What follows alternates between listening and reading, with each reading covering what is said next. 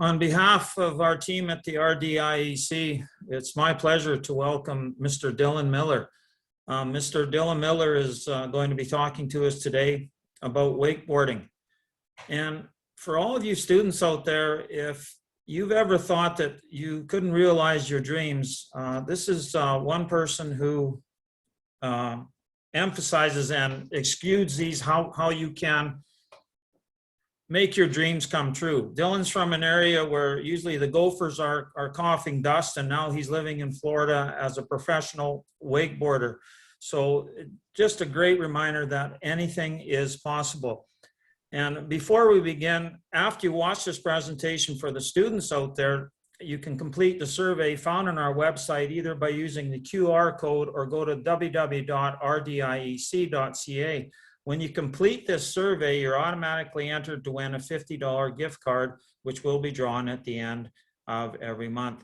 Again, Dylan, it's an honor to have you here today, and thank you so much for joining us, and take her away. Thank you. Well, thanks a lot for having me.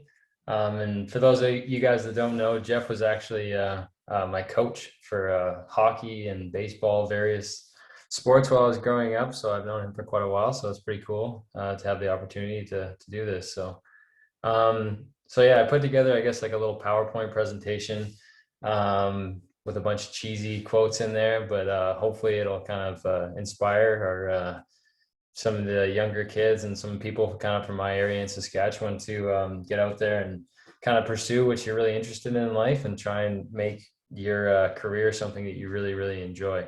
So yeah, we'll get started here. I called it Outside the Box, how I made sure my dream job wasn't just a dream. So yeah, I guess the first thing I would kind of suggest to anybody that's kind of pursuing a career path of something that they really enjoy and love doing is figure out what you love to do, be obsessed with it, and let it consume you. I'm kind of OCD with a lot of different things in life, but when I guess it's kind of worn off as a little bit as I've got older, but I definitely get really like into things, and wakeboarding was definitely the thing that I got into the most. So mostly with sports, I guess, was kind of those are the type of things that really attracted me at a young age. And if I was interested in a sport, I would try and do it as much as possible. I was super competitive, so if there's anything that I was interested in, whether it was hockey, baseball, wakeboarding, anything like that, if I had any interest in it whatsoever, I just went all in and tried to get as good at it as possible. So that's kind of my first step. And yeah, just little things like you can do to maybe even if you can't wakeboard. Like obviously while I was in Saskatchewan during the winter months, I couldn't wake that much, so I tried to do other things to keep me busy. I did a lot of snowboarding. And then also I just spent a lot of time thinking about wakeboarding, different tricks that I could try during the summer, just kind of my goals, things that I wanted to learn. And how I just want to progress. So next portion, I guess, is although you may have the destination in mind, the change. So yeah, it's where I'm at right now and where I started. I'm incredibly happy to where I've made that in wakeboarding and kind of in my life. I'm very grateful for everything, and I've had a lot of help to get here along the way with a great family that was super supportive, with my mom, my dad, my sister, and my grandparents. So definitely thankful that I had them in my life to help me out. But definitely everything from the start to where I am now, I had no idea what was going to happen in between, and there was a lot of ups and downs, and there was a couple points where I kind of almost gave up on the whole wakeboard thing because I wasn't being as successful as I wanted to. It was just kind of a slower path. I kind of had this picture in my head of being like a very, very good competitive wakeboarder, winning lots of contests. Obviously, that's like every kid's dream when they're starting up in any kind of a competitive atmosphere is to win and do really well. But the competitive side of things didn't really go. Like I had some success competing, but it didn't go maybe as planned in that aspect. So I found another avenue in wakeboarding that I really enjoyed. I grew up watching a lot of wakeboard videos. obviously there wasn't a whole lot of wakeboarders around me in Saskatchewan. So I spent a lot of time watching videos on the internet or even VHS tapes when I first started off, because I started so long ago. And that would kind of inspire me to try new things. But I also saw like a pathway as a career almost. I saw a lot of these other wakeboarders that maybe weren't that great at competing, who were, it seemed to me like from what I could tell, that they were making a living wakeboarding, and they were just filming videos and just putting those videos out, I guess, for the world to see. And in return, they would get endorsement deals from brands, say a wakeboard manufacturer, a boat manufacturer, just because those companies saw them as a valuable asset to have on their team to represent their brand. So yeah, so that was kind of the path that I chose to take. And it ended up working out for me. And it was, and it's also really nice because I didn't have a lot of pressure of competing. I got to kind of be in my own element, whether it was behind the boat or hitting like park features like wakeboard parks, kind of like snowboard rails, handboard, or yeah, like snowboard rails and like skateboarding rails. Wakeboarding kind of has that same aspect. So yeah, I just kind of went that route, and I've got actually a couple of videos that I can show you guys, but that was kind of my my path that I chose to take, and it ended up working out for me. Next part, expect delays. It may take longer than you think. I kind of talked about this a little bit at the end, or in the last slide there. Will it be easy? No. Will it be worth it? Yes.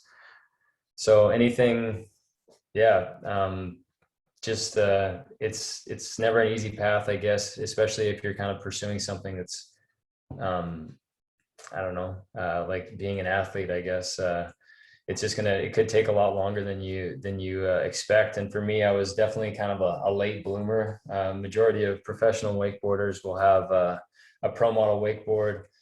I would say somewhere in between the ages of 16 to like 25, and I didn't get a pro model until I was 30 years old. So it took me a lot longer to get to the point, even though I was making some money and kind of supporting myself. Up until that point, I still didn't kind of reach some of my like higher goals. So I was really excited to get that pro model when I was 30 years old, which was just like 4 years ago. I'm 34 now, so I'm happy it worked out, but it definitely took me quite a bit longer than I was anticipating, but I hung in there, and it worked out.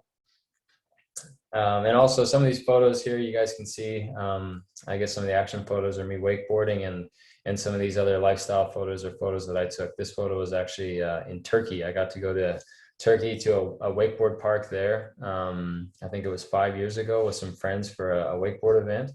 And that's another thing I've been really lucky to do, is travel to many different parts of the world and meet a lot of new people. So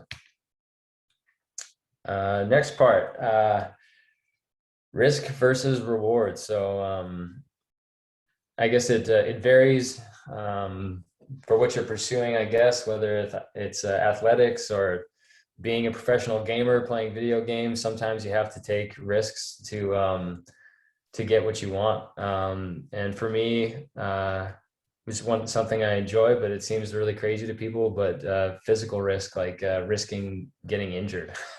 So like the adrenaline rush of these type of things is definitely addicting, just like anybody taking chances and things like that. But although this looks really reckless, like this photo that you guys are looking at right now, I definitely went through that process, the risk versus reward process, thought process in my head before I did this.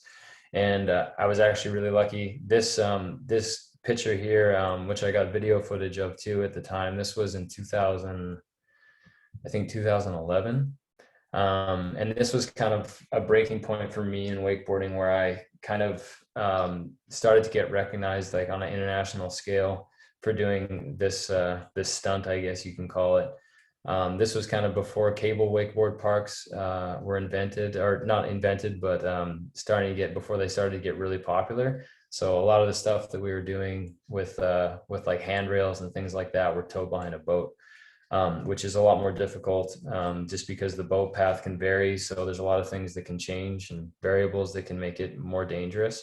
But yeah, so this risk was worth the reward. Luckily, I didn't get hurt doing this, and and it really kind of boosted my my wakeboard career.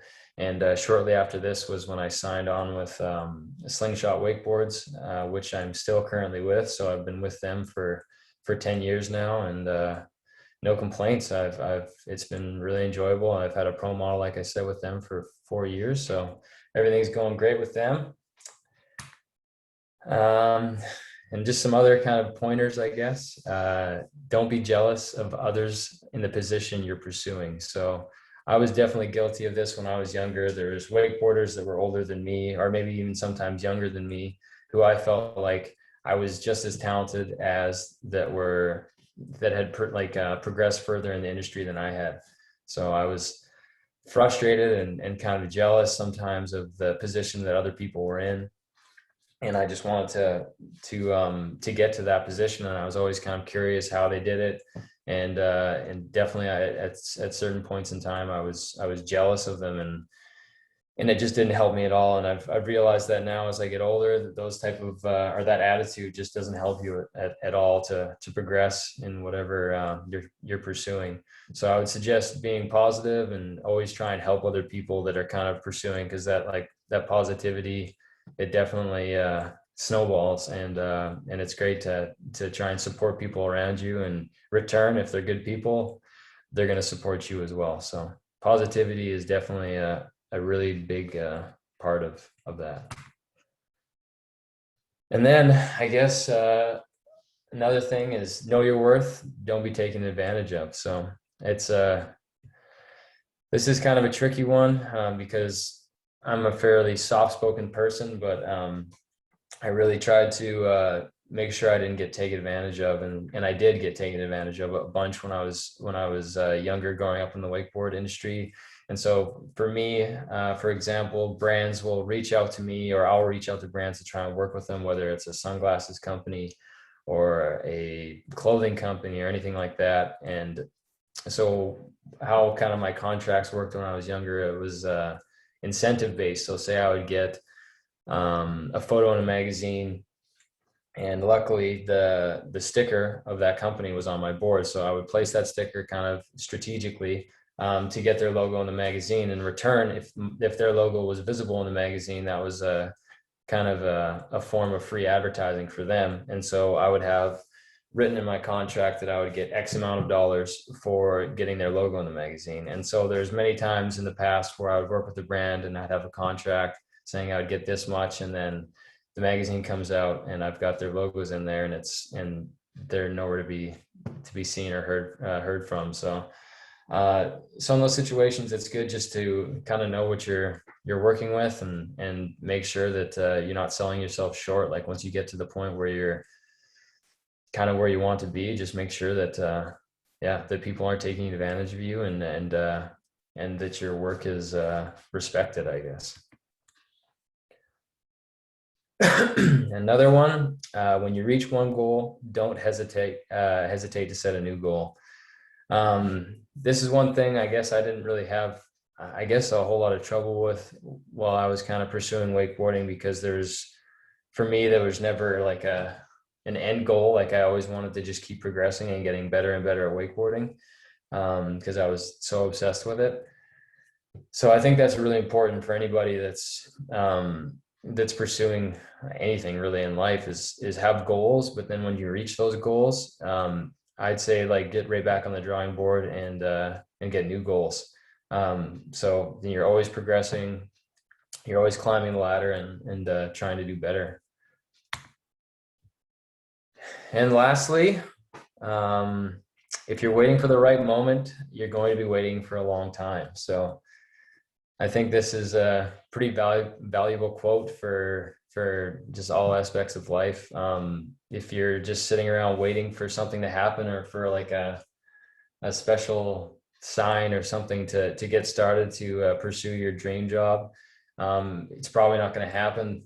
You have to go out there, I think, and really get after it. If you've got goals that you want to reach, if it's in my case, how it was wakeboarding, and obviously very long winters in Saskatchewan. So like I said, there's just things that you can do to to try and stay active. For me, it was just staying healthy and maybe going to the gym and saving money and yeah, I just had to save money to get down to Florida. That's kind of how I started. I actually worked on a drilling rig for 5 years, on and off during the winter. I would come back to Saskatchewan, and luckily live with my parents when I was younger, and I would just save up money, and then I would just go spend it all on wakeboarding for 4 months down in Florida.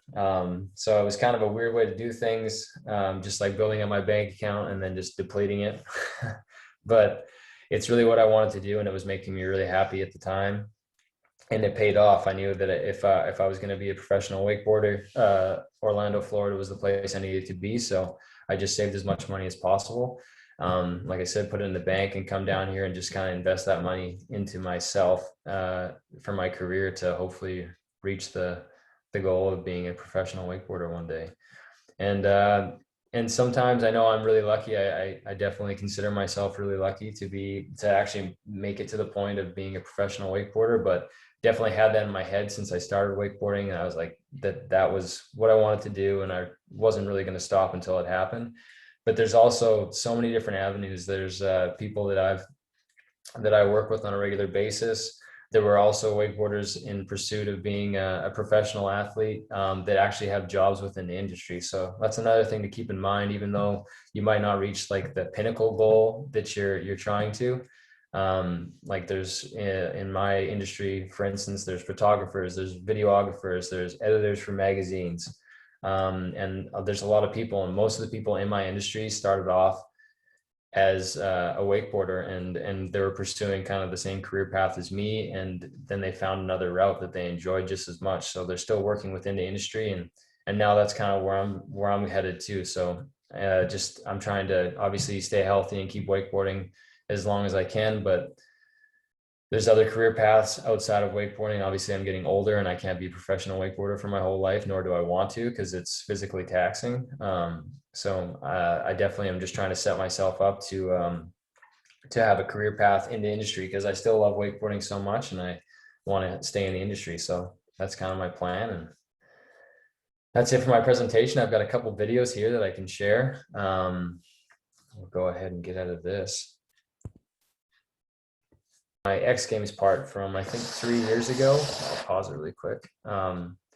So I luckily got chosen by the X Games 3 or 4 years ago to film a video part for an online video contest. So this was called Real Wake, and they chose, I believe it was 5 athletes to create a video. So it's a 90-second long video, and they have 5 judges on a panel who pick the winner, the top 3, and then there's also like a fan base voting.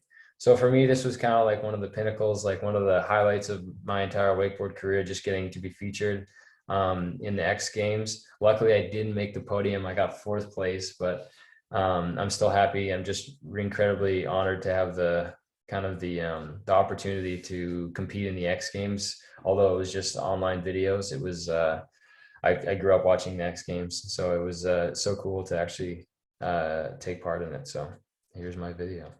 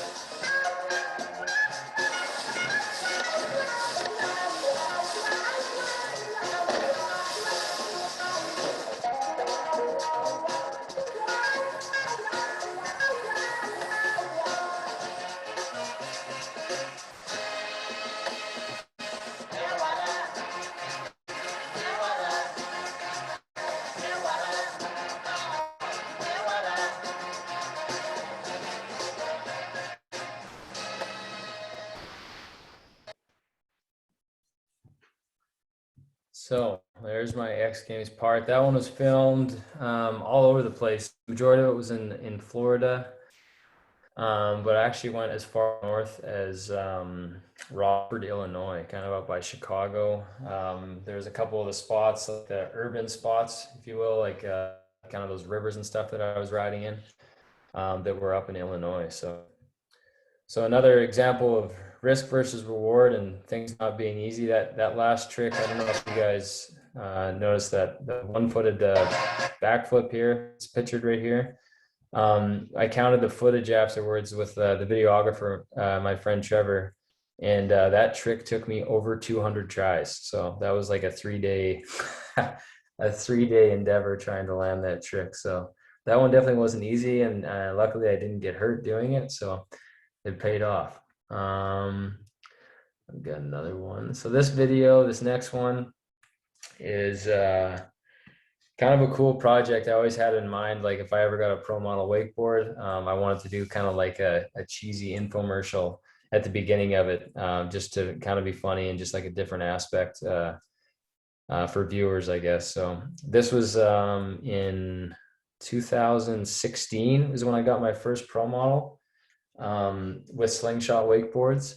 And this was the video that I created with my friend Taylor. So he filmed the whole thing and put it together, and this is how it came out.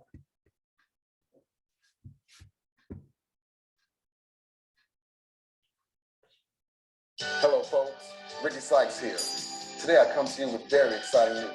Have you been searching for the ultimate wakeboard for both park and boat riding? Are you having trouble picking up shifts because your deck doesn't flex enough? Do your friends hate you because your board rides similar to a wet noodle behind the boat? Have you found yourself wandering around aimlessly, wondering what to do next? Do you have any of these problems? Slingshot Wakeboards and team rider Dylan Miller have teamed up to feed your needs. With the all-new Slingshot Solo, all your problems and worries will dissolve while your style and riding will evolve. The Solo features patented flex tip technology, isolating the flex zones to the nose and tail, leaving the belly stiff and rigid for massive pop behind the boat and controlled landings off park jumps. But is it durable? I'm glad you asked. With Slingshot single-shot infused sidewall and military-grade ballistic base, this board may just be unstoppable. With the Solo being the most narrow board in the Slingshot lineup, it allows for lightning-fast transition from your heels to your toes. Legendary shaper Tony LaGauche, really pushing out the park. This thing rocks. The board looks great and it should do the job you want it to. I just picked mine up last week and I take it with me everywhere I go. So are you ready to take your riding to the next level? Well, hop aboard the Solo train for the smoothest ride you'll ever experience. I guarantee it. Call in the next 10 minutes and receive a set of complimentary fins to accompany your new Slingshot Solo.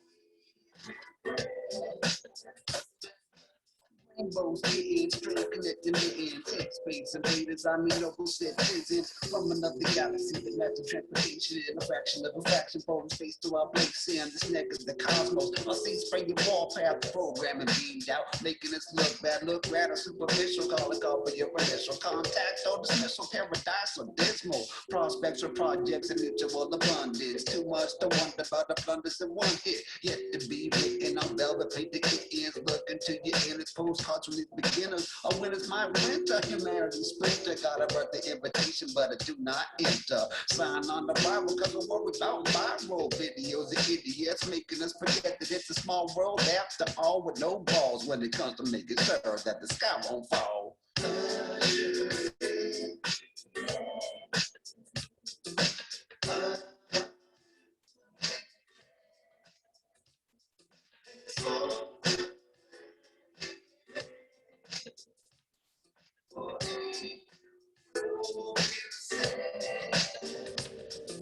So all your ETs, face. Now I just wanna get to this presentation. Make a PowerPoint that this destination could be warm and fuzzy, but the very shades are fuzzy. And it's all because we make up who our loves be. An almighty might be morphin' power stranger. We're trying to impress, yet suggest is a danger. It's only the blame on invisible beings. Those miracle, hysterical thoughts that all seeing. And these tallied up and test scores handed out when there's no longer air coming out of our mouths.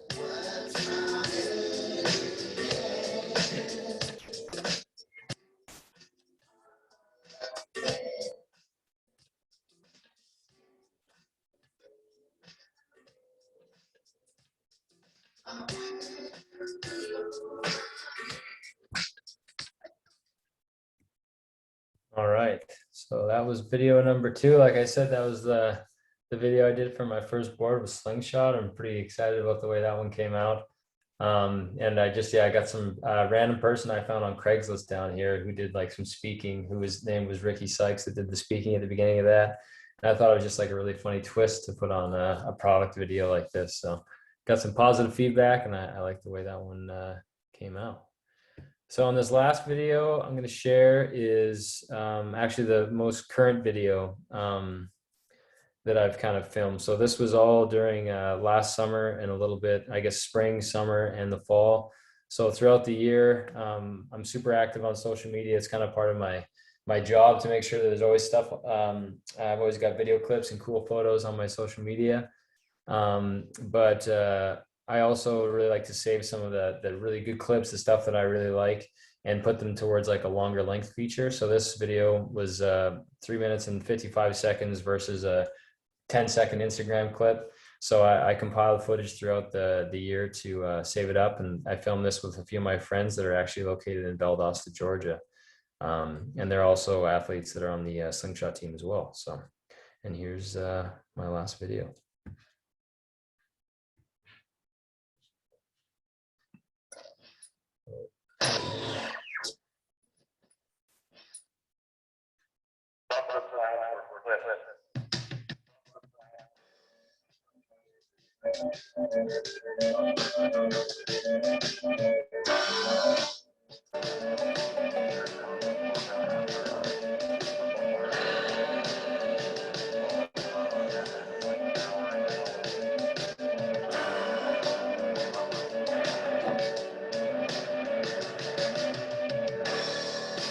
Where'd all the time go?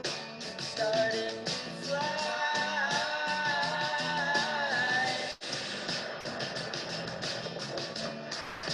See how the hands go, waving goodbye.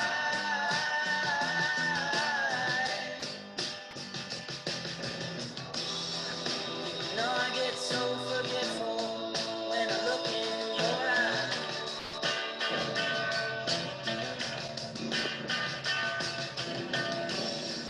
Now she's walking backward through another lane.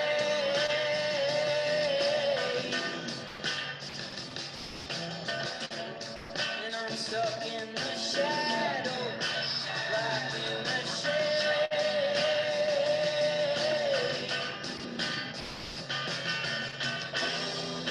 Ain't no way to sweep up the mess that we made.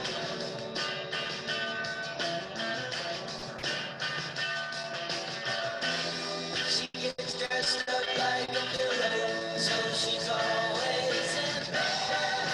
Flowers for the sick and good. She's on the go, way too fast and way too slow. She'll turn the stone, fast with hands in the rose. And when the phone buzzes, somebody sighs who's not in disguise anymore.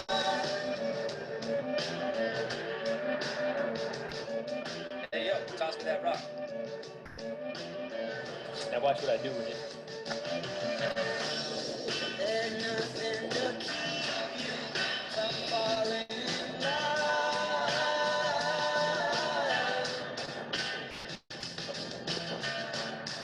It starts at the bottom, it goes from above.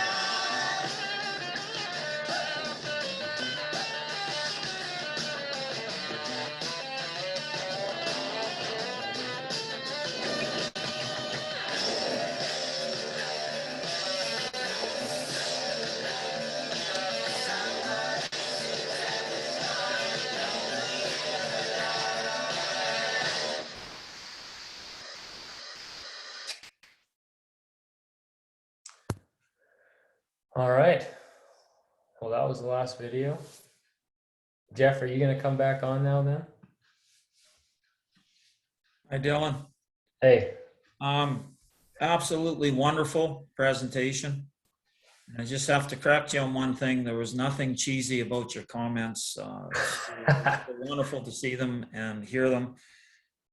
You know, I always figure in between goals is a thing called life that has to be lived and enjoyed. And it's so welcoming to see someone like yourself with your values, living and enjoying life and setting your goals.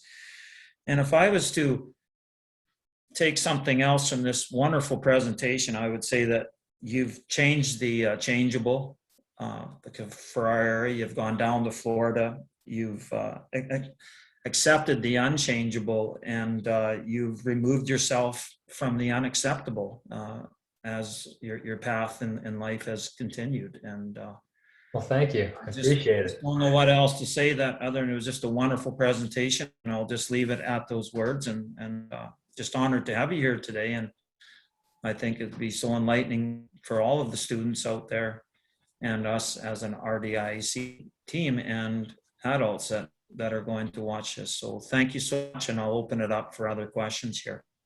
All right, perfect. Hey, Yeah, Dale, thank you very much.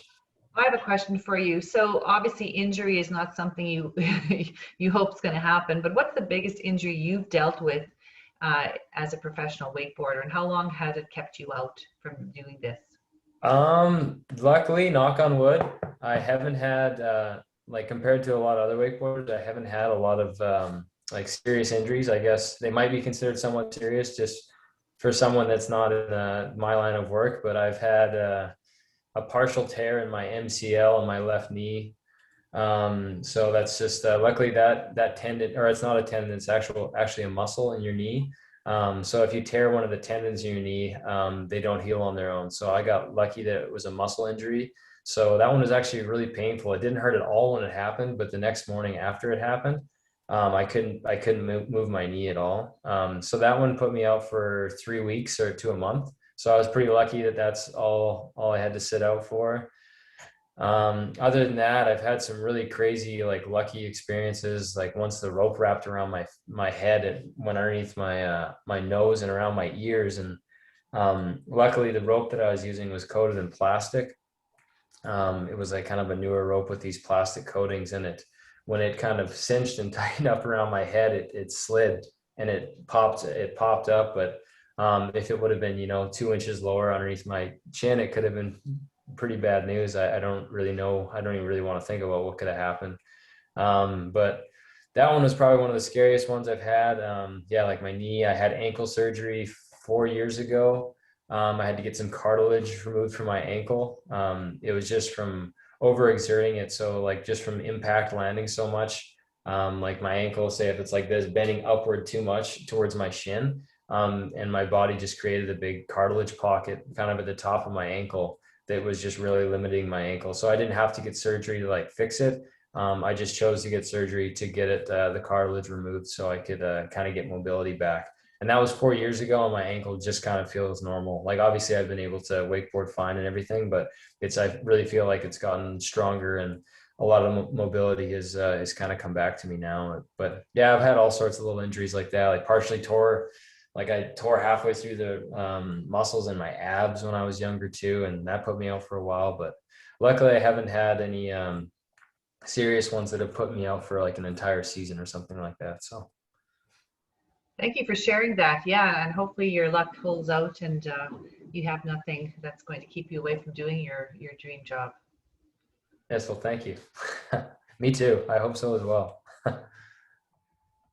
Dylan, I see the Lambton kids don't believe they're asking where you went to high school.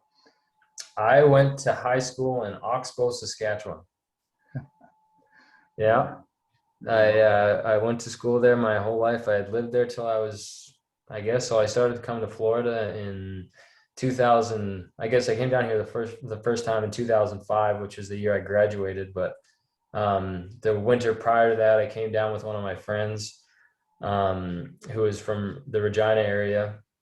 and we came and stayed at a wakeboard camp as campers, and I really liked it. I loved it in Florida, so I kind of that kind of gave me the taste of what I could like where I could live if I worked hard, I guess, and kept pursuing wakeboarding. And then every time I came to Florida, I just started to love it more and more. Just the climate here, and obviously I love Saskatchewan. It's always going to be my home, but the climate here is obviously much more ideal for what I do. So I just kept on kind of working towards the goal of spending more time down here. So, and it worked out. Where do you see yourself going from here? You said that, I mean, this, you know, you want to obviously stay in the profession of wakeboarding, but let's say 10 years from now, 15 years from now, what kind of occupation, what kind of job do you see yourself doing? Well, actually, the boat brand that I work with, there was quite a few shots of that boat, Heyday Wake Boats, was in the last video that I shared.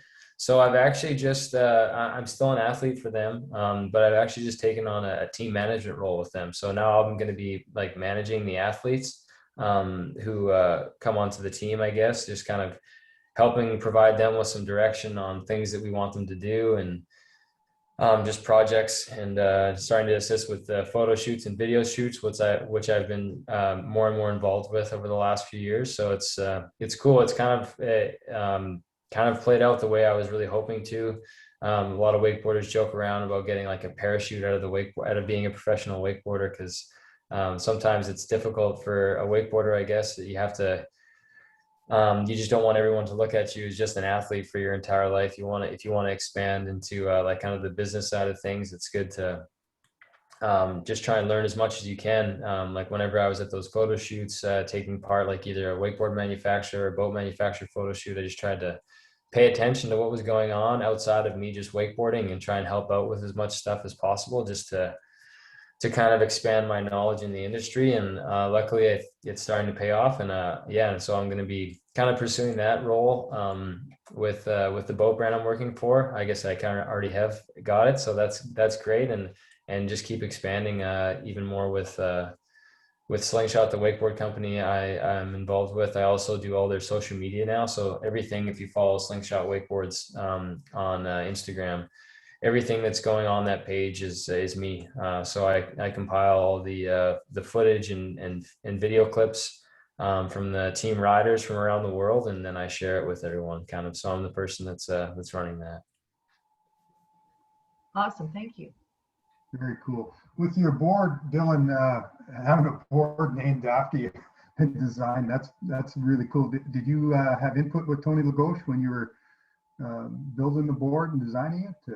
Yeah, that's actually one thing that I feel really lucky about, is just the opportunity to have a pro model wakeboard. And I'll be coming up on my 6th year. I'm actually working on my graphic and everything for this for my board for 2023 already. So we've got to be pretty ahead of everything. So my graphic for 2022 has already been completed for quite a while.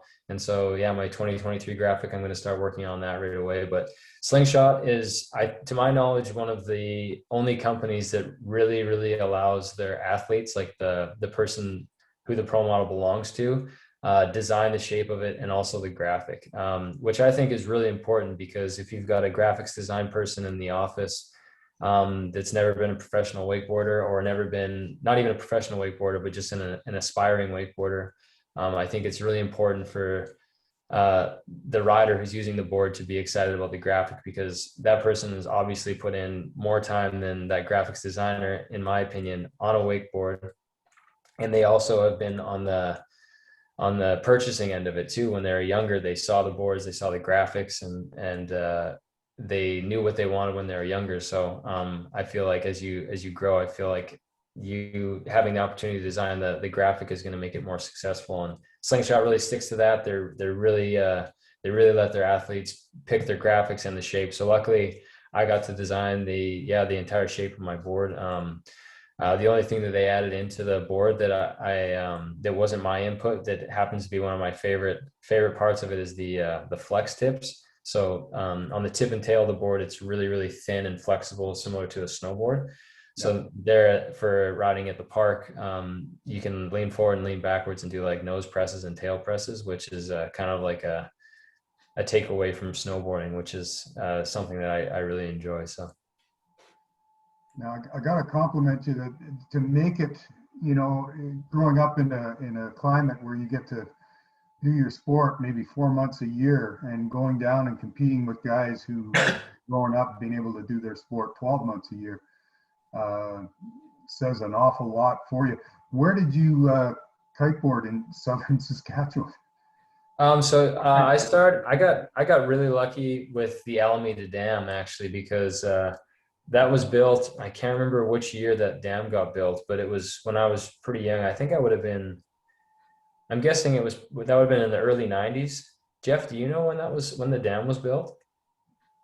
Is he there still? Yeah, oh no, I'm still here. I think it was, you know, I'm not sure, but I can remember the creek there when I was first here in '88. So yeah, it was the early 90s. That exact year, I'm just not sure, but. Yeah, so I started wakeboarding in 1999, and yeah, just a few years prior to that is when the dam got built. So luckily, like I mentioned before, my family was super supportive of me. So and my dad and mom both loved being on the lake, which obviously was a huge, my whole family, my sister, like we'd always go to the lake every nice day, even after school. And so if that Alameda Dam wasn't there, I probably wouldn't be in the position that I'm in right now, just because my dad would get finished from work on a nice day in the summertime, and then I'd literally try and get everything ready for the boat while he was, when I got home from school, and then we would go out there and I would try and wakeboard, and he was always so supportive, helping me out, getting to wakeboard, and my mom and my sister always coming out in the boat, and just I was just, yeah, I'm very lucky to have that, I guess, as kind of a training facility, if you will. So yeah, very lucky that that dam was built there. There you go.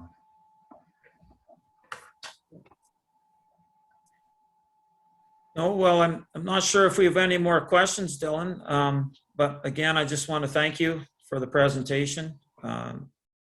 Just some wonderful values and just about going after your dreams. And if this doesn't give a lot of kids out there some hope that they can do anything they would like in life, I'm not sure what will, where you came from in the southeast of Saskatchewan and now you're in Florida. And well, I guess I just have one last question. My wife was watching this with me and she was worried about crocodiles. If she's heard about the one golf course and that, and she was saying, is he not afraid of crocodiles? Or so there is crocodiles here, but not like not in my area, but there's alligators though. I made the same I was under the same assumption, but yeah, there's saltwater crocodiles here, and crocodiles are very aggressive in comparison to alligators.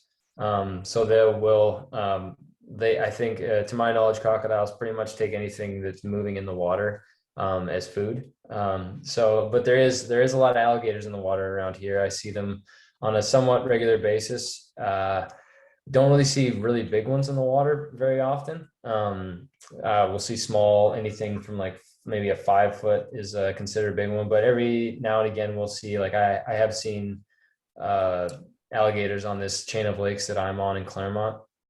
I've seen them up to probably close to like 13 or 14 foot. So those ones are definitely a little bit intimidating. You definitely don't want to kind of get in their way at all.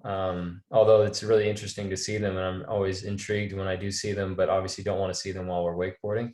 But for the most part, they're really scared of boats. They don't want to have anything to do with the motorboat in the water that's making a lot of noise, and they're kind of stay close to shore. It's very rare. Like I've only seen them out like in the middle of the lake where we wakeboard. We were usually anywhere from like 200 to 500, maybe 1,000 feet off the shore. We kind of like to follow the shoreline just because it gets rid of the waves. If the waves hit the shoreline, then they dissipate. But yeah, they kind of stay clear of us, and it's definitely a worry in my head every once in a while. But I don't really let it consume me too much, just because there's so little alligator attacks in Florida. On average, I think there's less than a handful of alligator attacks in Florida on a yearly basis. And thinking about how many like millions and millions and millions of people get into freshwater lakes here, the chances of me getting attacked by one or more, because I spend so much time in the water. But yeah, I just try not to think about it, but there really isn't too much of a risk with that. I'm more scared of going in the ocean and get bitten by a shark. Yeah. Well, it would sure, I don't want to make your mom and dad nervous, but it would sure make quite the video footage if you could, just like riding rails, if you could ride one of those 18-foot. Yeah, that would be quite the video. I've definitely seen some big ones here, but it's and just on some of the different lakes that or actually these little rivers that I went paddleboarding on, like last year, there was in an hour and a half span, I think I counted 28 alligators. Man. So there can be lots of them, but yeah, they stay clear of the boat. So as long as you're close to the boat, as long as the boat just doesn't leave you out in the middle of the lake for 20 minutes, you should be fine. Okay. Well, if there's no other questions, we'll stop recording there, Dylan. And after we stop, we'll just have a little chat here.